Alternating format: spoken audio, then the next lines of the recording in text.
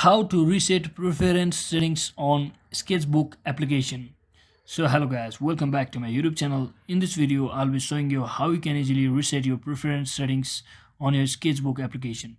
So first thing, simply make sure you have successfully downloaded and installed your Sketchbook application from the Play Store. It's available for free on Play Store.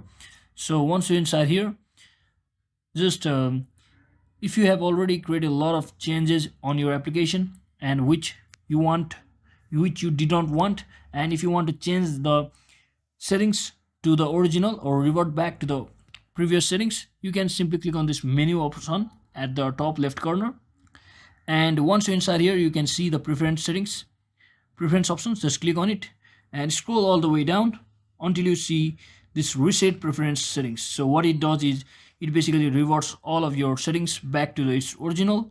So simply click on it and just click on OK, and just like that you have successfully reverted and resetted your preference settings on Sketchbook application. So hope this video was helpful guys.